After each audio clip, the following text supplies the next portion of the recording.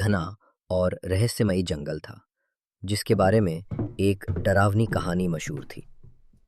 इस जंगल में एक डायन रहती थी जो अपनी खूबसूरती से जवान लड़कों को फंसाती और फिर उनका शिकार कर उनका खून पी जाती थी। इसी कहानी की वजह से लोग इस जंगल से दूर ही रहते थे। अरे गोपाल, क्या तुम जंगल से आ रहे हो? क्या तुम्हें जाने में डर नहीं लगता? क्या करे काका, घर चलाना है तो हिम्मत करनी ही पड़ेगी। इस जंगल की कहानी बहुत डरावनी है, संभल कर रहना बेटा। जी काका। अरे तुम लोग उसे क्यों बेवजह डरा रहे हो? गोपाल, इनकी बातों पर ध्यान मत दो। अच्छा सुनो, कल मेरे रसोई के लिए कुछ लकड़ी ले आना। जी काकी, अब चलता हूँ, देर हुई तो अम्मा परेशान होंगी। जंगल के पास एक झोपड़ी में गोपाल अपनी बूढ़ी माँ के साथ रहता था। वो जंगल से लकड़ियां इकट्ठा करके गांव में बेचता था, उसी से उसका गुजारा होता था। बेटा, जब तक तू जंगल से वापस नहीं आता, मेरी सांसें अटकी रहती हैं। ये डर मुझे जीने नहीं देता। क्या करूं अम्मा, पेट पालने के लिए यही एक सहारा है हमारे पास। भगवान, अब कोई और राह दिखा दो। ये डर अब सहा नहीं जाता। अम्मा आप चिंता मत करो, मुझे कुछ नहीं होगा। अब खाना दे दो, बहुत भूख लगी है। गोपाल हर सुबह जंगल जाता और लकड़ियां काटता था। वो दोपहर तक काम करता, फिर खाना खाकर कुछ देर आराम करता था। शाम को वो लकड़ियां इकट्ठा करता और घर वापस लौट जाता था। यही गोपाल की दिनचर्या थी। माँ, खाने की बहुत अच्छी खुशबू आ रही है। आपने क्या बनाया है? बेटा, आज सब तुम्हारी पसंद का बनाया है। आओ बैठो, आराम से खाना खाओ। माँ, आज खाना बहुत बढ़िया है। इस तरह माँ बेटे की जिंदगी सुकून से गुजर रही थी।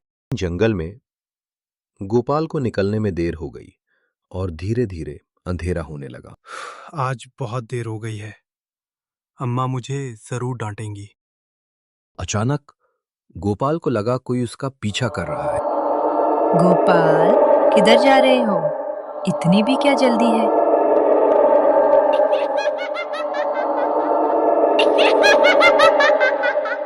डायन भयानक रूप में सामने थी, पागलों की तरह चीखती और हंसती हुई। गोपाल डर के मारे सुन्न पड़ गया। कुछ देर बाद जब उसे होश आया तो उसने देखा डायन उसके पास बैठी हुई थी। गोपाल ने अपनी सारी हिम्मत जुटाई और कहा, आज मुझे जाने दो। मैं कसम खाता हूँ, कभी इस जंगल में कदम नहीं रखूंगा। कृपया मुझे जाने दो। क्यों जाने दूं? इतने दिनों बाद तो कोई इंसान मिला है। मैं तुम्हें जाने नहीं दूंगी। मुझे जाने दो। मेरी एक बूढ़ी माँ है, मेरे सिवा इस दुनिया में उसका कोई नहीं है। ठीक है, मैं तुम्हें एक शर्त पर जाने दूंगी। अगर तुम मान गए तो तुम्हें छोड़ दूंगी। मुझे आपकी हर शर्त मंजूर है। तो सुनो, तुम्हें हर रोज मेरे पास आना होगा।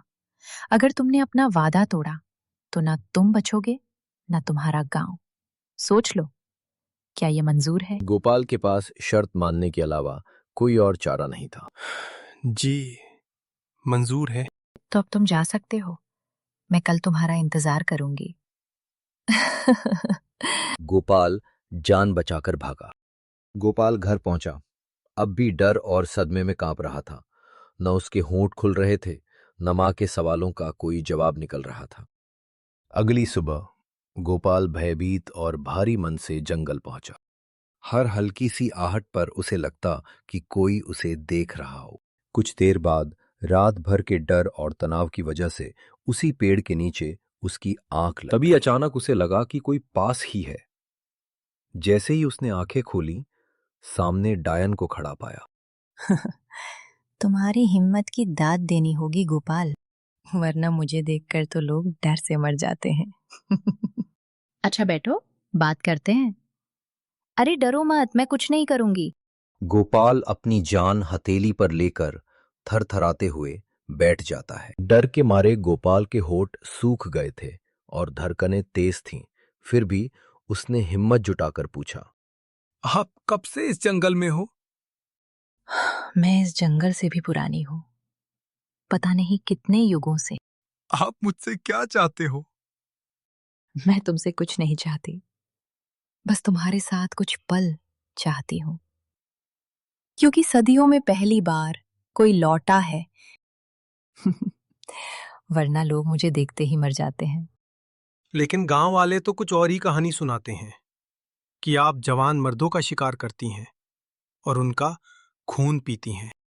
इस जंगल में जो भी मरे हैं, उन्हें मैंने नहीं मारा। वो अपनी ही बनाई कहानियों पर यकीन करके मरे हैं। उनकी मौत उनके ही डर की वजह से हुई। डायन की बातें सुनकर गोपाल का डर कुछ कम हुआ।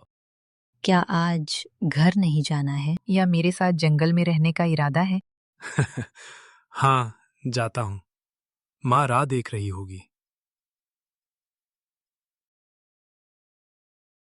उसके ख्यालों में बार बार उसी डायन की छवि लौट आती। उसे अब भी यकीन नहीं हो रहा था कि वो सब एक डरावना सपना था या सच में उसके साथ हो रहा था, मगर उसका डर अब थोड़ा कम हो चुका था। उस रात मन उलझा हुआ था, लेकिन वो सो पाया। अगले कुछ दिन यूं ही गोपाल रोज जंगल जाता, अपना काम करता, फिर खाना खाकर सो जाता।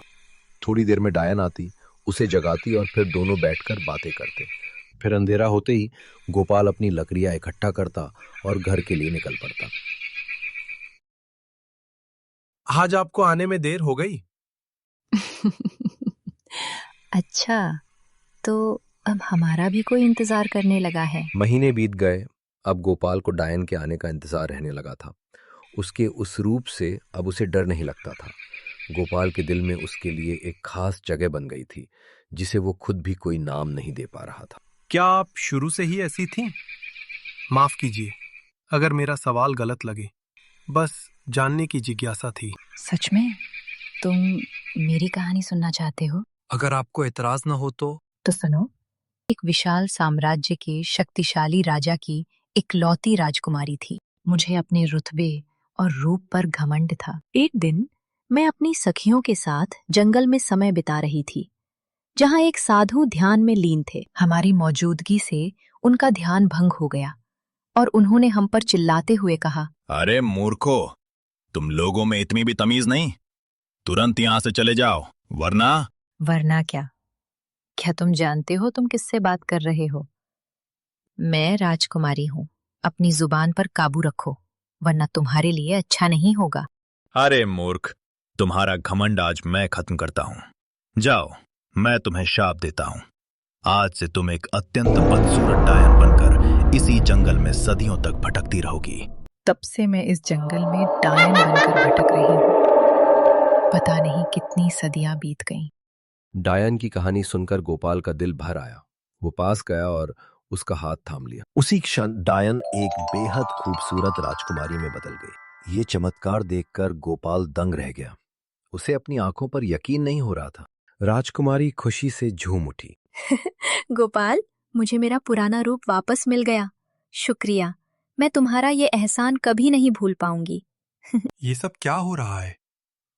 मुझे कुछ समझ में नहीं आ रहा है। मैं समझाती हूँ, परेशान मत हो गोपाल।